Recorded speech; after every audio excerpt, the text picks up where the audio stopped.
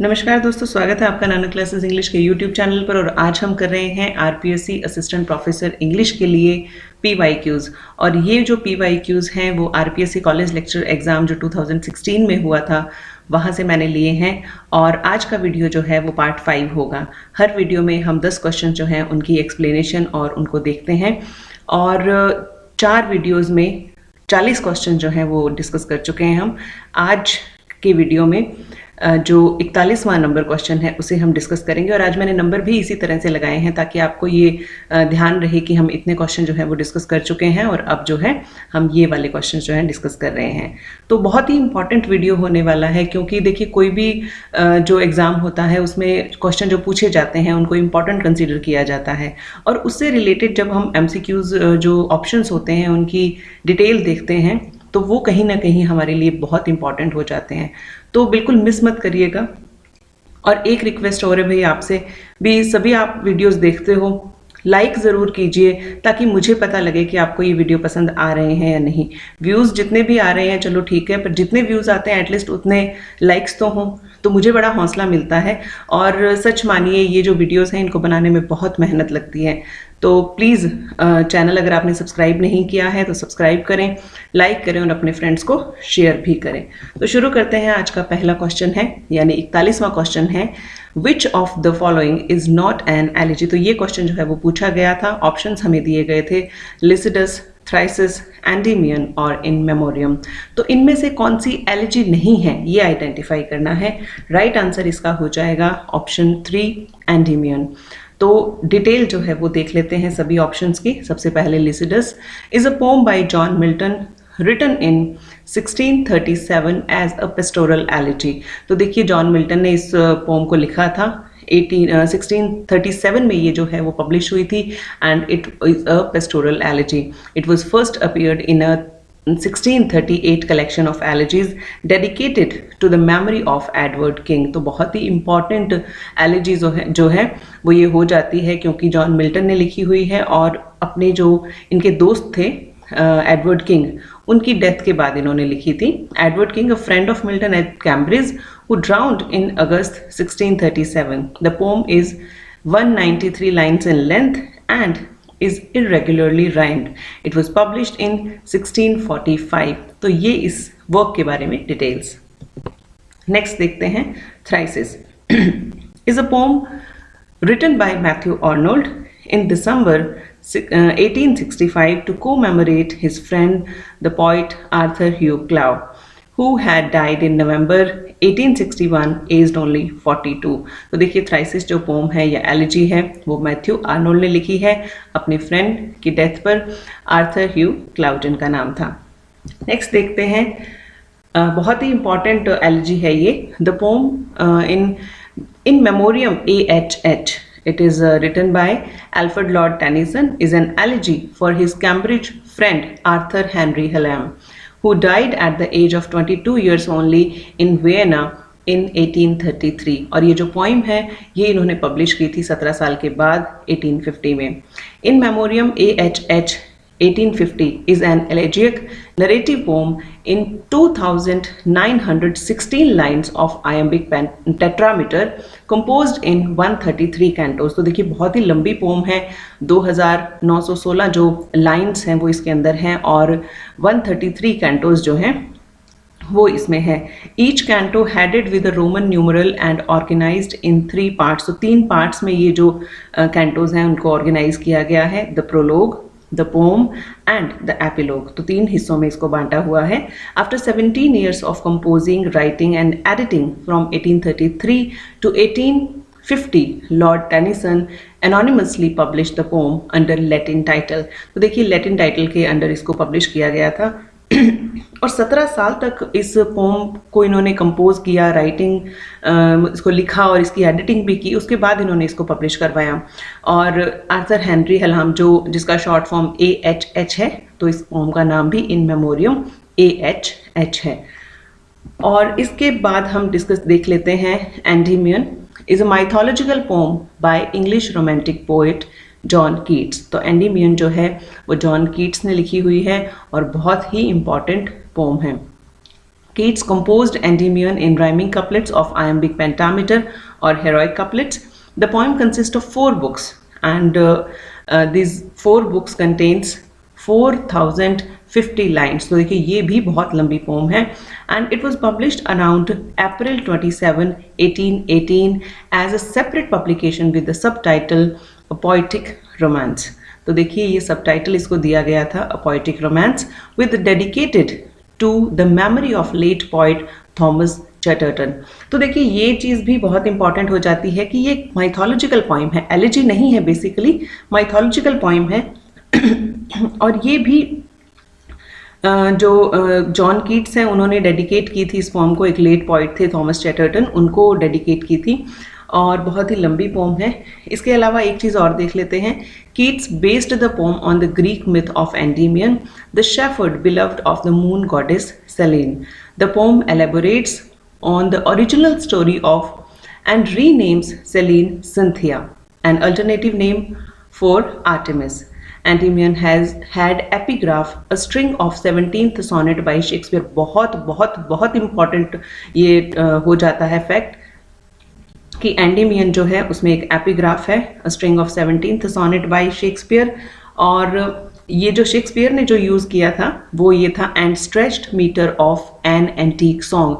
और जो एग्जैक्ट इस टेक्स्ट में लिखा हुआ है, एंडीमियन के टेक्स्ट में, वो एंड की जगह उसमें द लगा हुआ है, मैंने टेक्स्ट देखा था, the stretched metre of an antique song, ठीक है।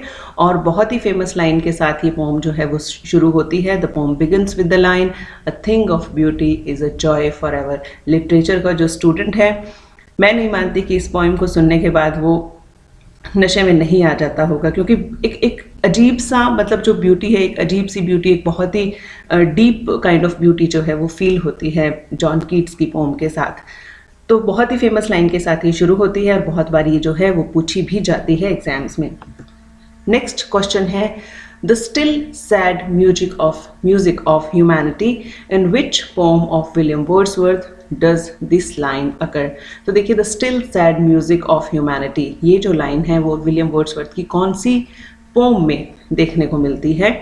ऑप्शंस हमारे पास है ode on the intimations of immortality, ode to duty, lines written a few miles above Tintern Abbey, या सॉलिटरी रिपर। तो देखिए ये जो सभी वर्क्स हैं ये बिल्कुल अंडरस्टूड है कि विलियम वर्ड्सवर्थ ने लिखे हैं।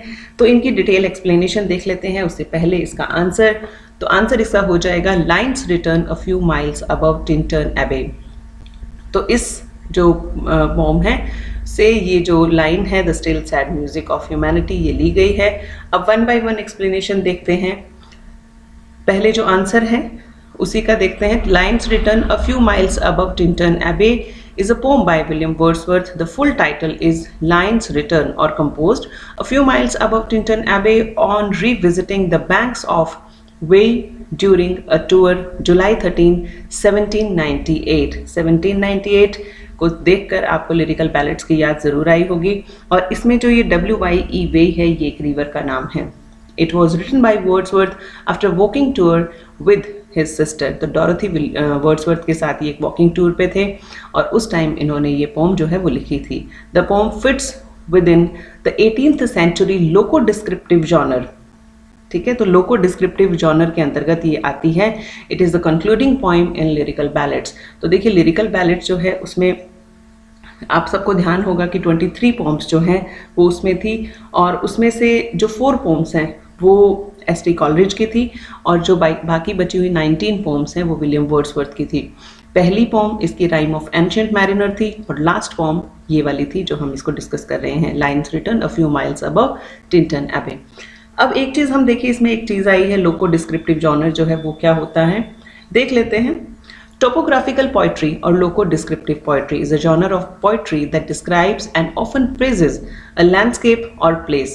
John Denham's 1642 poems, Cooper's Hill, established the genre which peaked in popularity in 18th century England. तो देखिए टोपोग्राफिकल पोइट्री एक पर्टिकुलर लैंडस्केप और प्लेस को एडमायर करना होता है। जिस पीस ऑफ वर्क में हम उसको पर्टिकुलर जो लैंडस्केप होता है या पर्टिकुलर प्लेस होता है उसको अगर हम एडमायर करते हैं, उसको उसका डिस्क्रिप्शन देते हैं, तो that lies under the topographical poetry. Next जो वर्क है वो देख लेते हैं, ode intimations of immortality from recollections of early childhood. ये इसका पूरा नाम है और इसको ओड के नाम से भी जाना जाता है, इमॉर्टैलिटी ओड के नाम से भी जाना जाता है और इसको ग्रेट ओड भी कहा जाता है। Is a pome bye William Wordsworth, completed in 1804 and published in poems in 2 volumes. तो ये पोइट्री कलेक्शन था जो 1807 में पब्लिश हुआ था। The poem is an irregular Pindaric ode in 11 stanzas। तो देखिए irregular Pindaric ode है, 11 stanzas में divided है। 1807 में Poems in 2 volumes नाम के एक poetry publication में ये publish हुई थी। Next है Ode to Duty, written in 1805 and published in the same year when, जो पीछे हमने जो पोम डिस्कस करी है ओड इंटीमेशंस ऑफ इमॉर्टैलिटी वाली, तो उसी सेम ईयर पब्लिश हुई थी। Is a poem and ode written by William Wordsworth. The ode consist of 56 line, 7 stanzas है, हर स्टैंजा में ईच लाइन्स है, 7 8 56 हो गए, तो 56 लाइन्स इसमें है। And it follows the rhyming scheme of AB CC DD। तो ये इसकी राइम स्कीम है। राइम स्कीम से याद आया, जब मैंने आरपीएससी का इंटरव्यू दिया था, आरपीएससी कॉलेज लेक्चरर का, तो मुझसे एक पोम की राइमिंग स्कीम पूछ ली गई थी। तो ये चीज़ें भी जो है वो ध्यान रखनी चाहिए बिल्कुल कि किस पोम की, जो फेमस पोम्स होती हैं उनकी तो स्पेशली हमें ध्यान रखनी चाहिए। मैंने जॉन मिल्टन प्रिपेयर किया था उस वक्त, और ऑन हिज ब्लाइंडनेस जो पोम है उसकी मुझे राइमिंग स्कीम जो है वो पूछी गई थी एंड आई टोल्ड देम, मैंने बता दिया था। नेक्स्ट है the solitary reaper, is a lyric poem by English romantic poet William Wordsworth and one of his best known works. It was published in poems in 2 volumes in 1807। तो ये poem भी जो है वो poetry collection poems in 2 volumes जो 1807 में publish हुआ था उसमें पब्लिश हुई थी। नेक्स्ट क्वेश्चन हम देख लेते हैं, Adonais by PB Shelley is an elegy on the death of. तो देखिए एलिजी से बड़े क्वेश्चन पूछे गए हैं, उसमें भी क्वेश्चन पूछा गया था जो फर्स्ट क्वेश्चन हमने देखा, और ये क्वेश्चन फिर से एलिजी से आया है। ऑप्शंस इस क्वेश्चन के लिए हमारे पास हैं, बायरन है, कीट्स है, ले Hunt and Robert Southey. So right answer इसका हो जाएगा जॉन कीट्स। और एक्सप्लेनेशन इसकी हम देख लेते हैं, एडोनिस, इसका फुल टाइटल जो है सबसे पहले देखते हैं, Adonis N elegy on the death of John Keats, author of Endymion, Hyperion and etcetera. It is a pastoral elegy written by P.B. Shelley for John Keats in 1821 and widely regarded as one of Shelley's best-known works. The poem, which is in 495 lines and 55 divided into 55 Spenserian stanzas, was composed in the spring of 1821, immediately after 11th April when Shelley heard of Keats' death. तो देखिए जैसे ही उनको Keats की मृत्यु का समाचार मिलता है उसके बाद इन्होंने ये जो पोइम है वो लिखी थी। 495 लाइन्स हैं और 55 स्पेंसेरियन स्टैंजास हैं। It is a pastoral elegy in the English tradition of John Milton's Lycidas. इसके साथ ही एक फैक्ट आपको और बता दें कि तोरू दत्त जो है उसे इंडियन जॉन कीट्स कहा जाता है क्योंकि उन्हीं की तरह बहुत ही कम उम्र में उनकी भी मृत्यु हो गई थी। नेक्स्ट क्वेश्चन देखते हैं, William Blake's songs of innocence contains short lyrics embodying his views on. तो देखिए किस तरह के व्यूज जो हैं उसमें इन्होंने दिखाए हैं। ऑप्शंस हमारे पास है, the contemporary life of London, the pleasures of garden of Eden, the original state of human society और the hard life of children. So right answer इसका हो जाएगा the original state of human society, क्योंकि बहुत ही famous इनका work है songs of innocence and experience. और एक्सप्लेनेशन हम देख लेते हैं, songs of innocence and of experience is a collection of illustrated poems by William Blake. तो देखिए साथ में इलस्ट्रेशन भी है। विलियम ब्लेक जो थे वो एक पेंटर भी थे और बाद में उन्होंने पोइट्री भी लिखना शुरू कर दिया था। It appeared in 2 phases. Song of Innocence was originally a complete work, first printed in 1789. It is a conceptual collection of 483 poems. तो बहुत सारी poems जो हैं इसके अंदर ऐड की गई थी। Engraved with artwork. तो देखिए मैंने आपको बताया कि विलियम ब्लेक जो थे वो एक पेंटर भी थे, तो engraved this collection is also engraved with artwork. This collection mainly shows happy, innocent perception in pastoral harmony. but at times such as in The Chimney Sweeper and The Little Black Boy shows the dangers of naive and vulnerable state. तो देखिए actual में ये जो question में पूछा गया है, the original state of human society जो है इसमें डिपिक्ट की गई है। सॉन्ग्स ऑफ इनोसेंस जो हैं वो 1789 में पब्लिश हुए थे। 483 इसमें पोइम्स थी और वो जो कलेक्शन है that was engraved with art work also. Next question देख लेते हैं, which of the following is not a Gothic novel. तो इनमें से कौन सा गॉथिक नॉवल नहीं है ये हमें आइडेंटिफाई करना है। ऑप्शंस हमारे पास है क्लैरा रीव का the English Baron, Jane Austen का प्राइड एंड प्रेजुडिस। मुझे लग रहा है आगे के ऑप्शन पढ़ने की जरूरत नहीं है क्योंकि हमें पता है कि जेन ऑस्टन का प्राइड एंड प्रेजुडिस जो है वो गॉथिक नॉवल नहीं है। उसके बाद है मैथ्यू ग्रेगरी लेविस का the Italian and Mary Shelley का फ्रैंकेस्टीन। सो राइट आंसर इसका हो जाएगा ऑप्शन 2 जेन ऑस्टन का Pride and prejudice.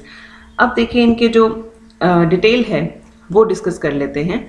Pride and Prejudice जो है it is an 1830 novel of manners by Jane Austin.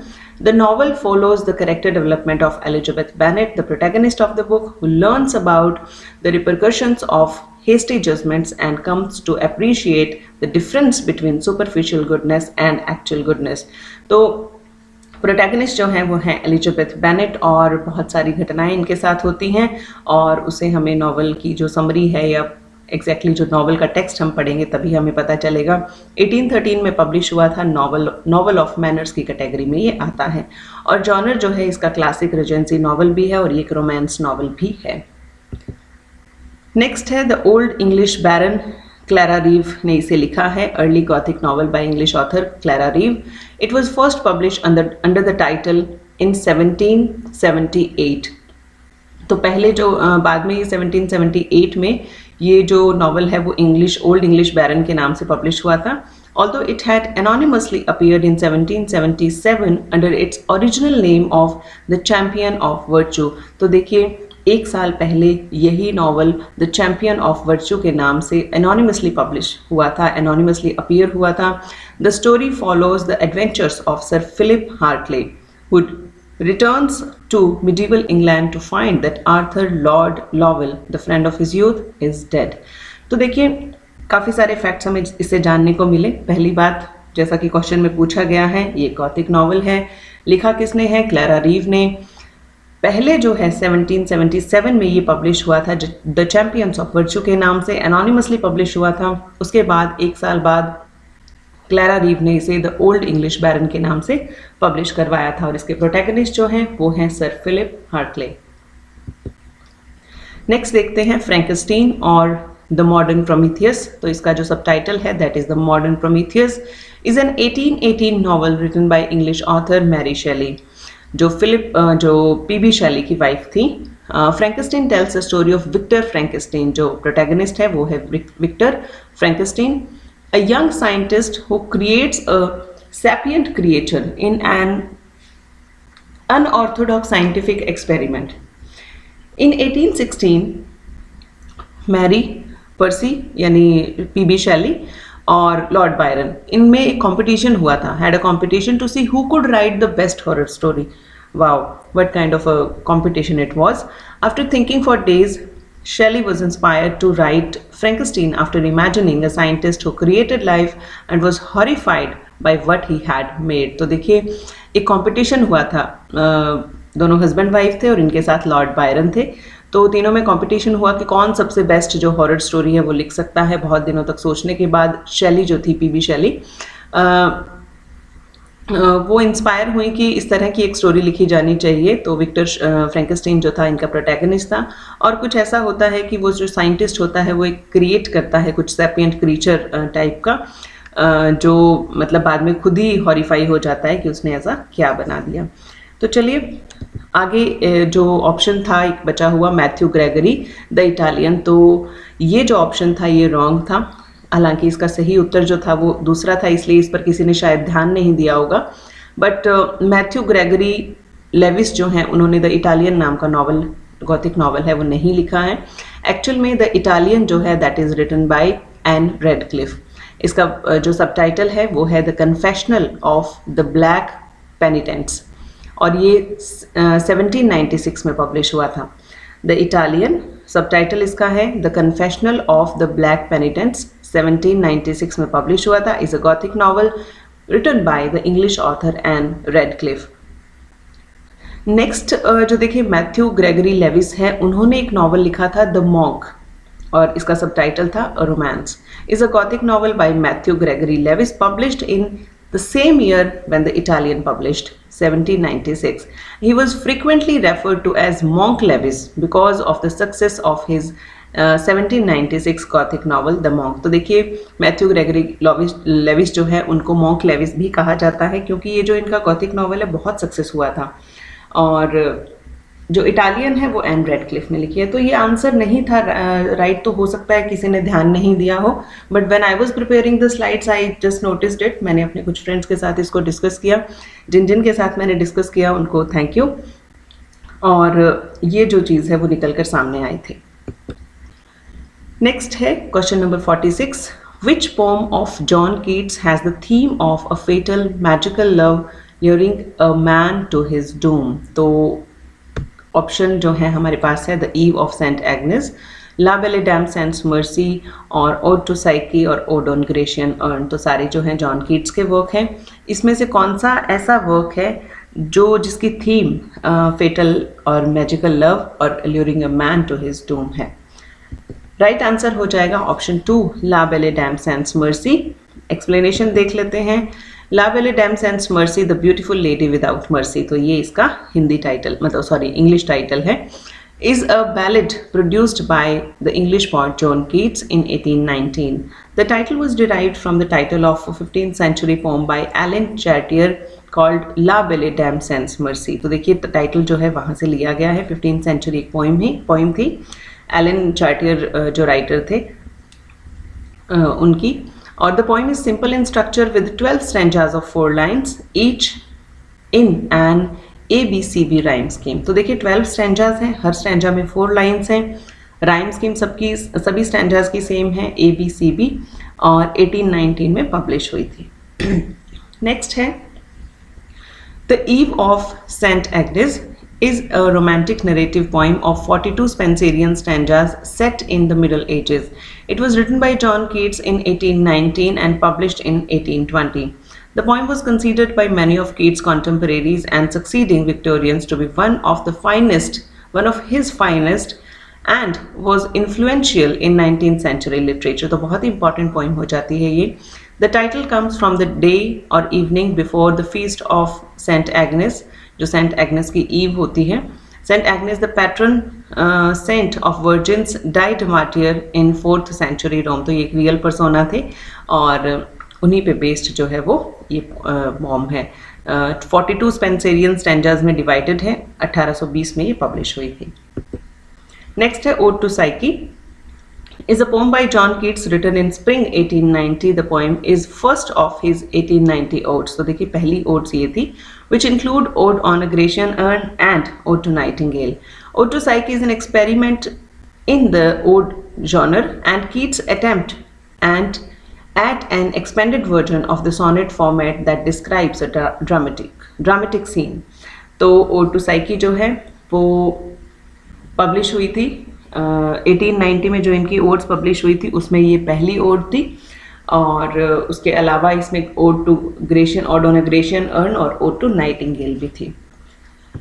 Next देख लेते हैं ओड ऑन ग्रेशियन अर्न, जो बहुत ही इंपॉर्टेंट ओड है। Is a poem written by English romantic poem John Keats in May 1819, first publish anonymously in annals of the fine arts for 1819।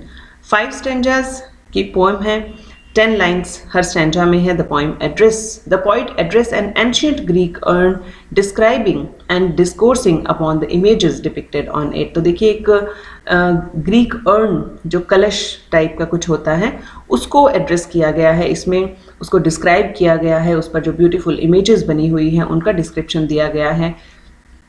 और बिल्कुल personal सलाह रहेगी मेरी कि सभी एक बार इस पोम को ज़रूर पढ़ लें, और बहुत ही शानदार कविता है।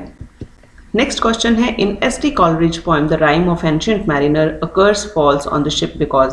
तो देखिए राइम ऑफ एंशिएंट मैरिनर जो है लिरिकल बैलेड्स जो कि 1798 में पब्लिश हुआ था, उसकी फर्स्ट पोम है और इसमें ये पूछा गया है कि जो कर्स था वो क्यों मतलब एंशिएंट मैरिनर्स पे, जो मैरिनर्स थे उन पर क्यों उन्हें दिया जाता है। ऑप्शन है all the sailors had the innocent mariner, all the sailors hate the albatross, और the mariner shoots one of the sailors, और the mariner shoots an albatross. तो देखिए बहुत आसान क्वेश्चन है ये। जो मैरिनर्स होते हैं वो उस पवित्र पक्षी जो एल्बेट्रॉस होता है उसको मार देते हैं, तो वो कर्स जो होता है that falls on the ship because they shot the bird. Explanation देख लेते हैं। The rime of the ancient mariner, originally the rime of ancient mariner, spelling में थोड़ा सा डिफरेंस है, is the longest major poem by the English poet Samuel Taylor Coleridge, written in 1797 और 98. It was published in 1798 in the first edition of Lyrical Ballads. The Rime of Ancient Mariner recounts the experiences of a sailor who has returned from a long sea voyage. The mariner stops a man who is on his way to a wedding ceremony and begins to narrate a story. तो ये story जो है वो इस तरह से narrate की जाती है। और इस चीज़ का आपको पता ही होगा कि वो जो है वो उस पक्षी को मार देते हैं तो उन पर वो जो कर्स है वो लगता है।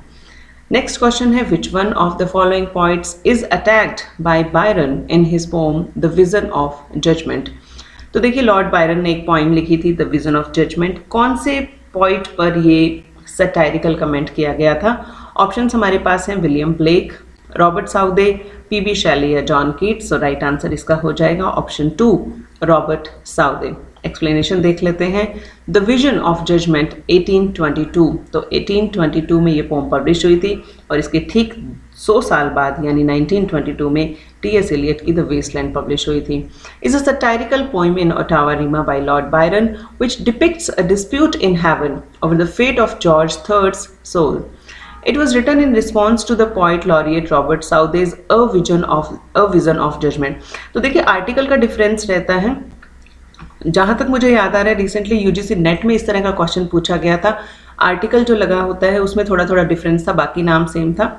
तो अलग अलग राइटर्स जो हैं उनके ये वर्क्स थे।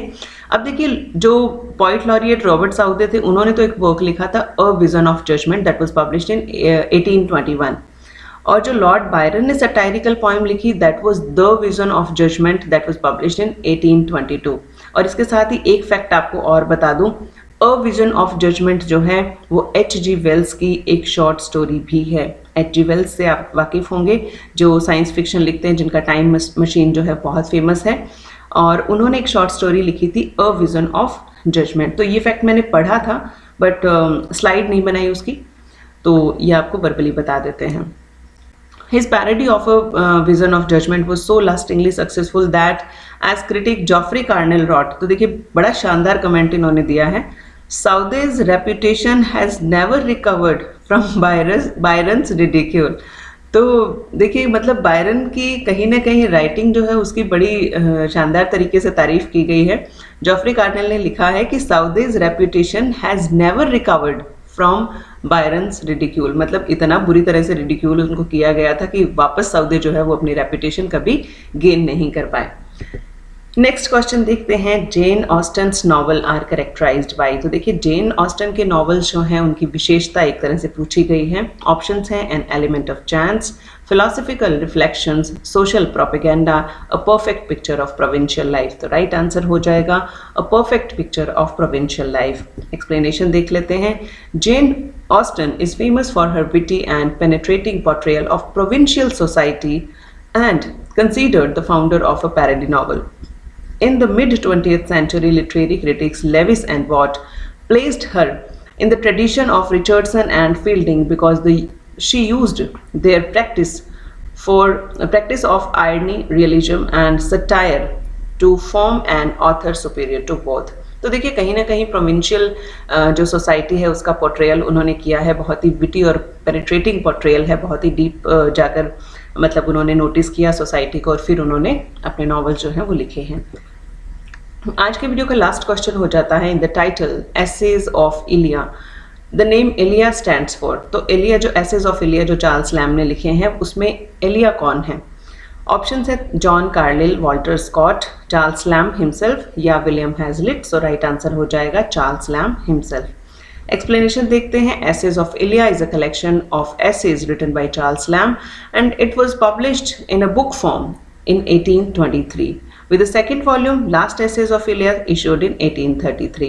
तो 10 साल बाद इसका सेकेंड वॉल्यूम जो है वो भी आता है। Lamb himself is the Ilia of the collection and his sister Mary is cousin Bridget। तो मैरी जो है, मैरी लैम्ब वो कज़न ब्रिजेट हैं और इलिया जो है वो खुद चार्ल्स लैम्ब है। एक छोटा सा फैक्ट मुझे, इंटरेस्टिंग फैक्ट मुझे याद आ रहा है। चार्ल्स लैम्ब और मैरी लैम्ब जो है वो सिस्टर ब्रदर थे, भाई बहन थे और मैरी लैम्ब की मानसिक स्थिति थोड़ी ठीक नहीं थी। इन्होंने अपनी ही मदर का मर्डर कर दिया था, मतलब उनको मार दिया था। तो मतलब ये मुझे याद आया, मैंने कहीं इनकी बायोग्राफी में पढ़ा था। So thank you very much for watching this video. Please channel को सब्सक्राइब करें। अगर आपको कंटेंट अच्छा लगता है तो लाइक करें और ये वीडियोस जो हैं वो शेयर भी करें। तो और बाकी अगर आप एक चीज़ चाहते हैं कि मैं इनके जो स्लाइड्स हैं, PDF हैं, वो शेयर करूं तो प्लीज़ मुझे कमेंट में बताइए। So definitely I am going to share the slides with you. So मिलते हैं इसी तरह के एक इन्फॉर्मेशन से भरे हुए नेक्स्ट वीडियो में।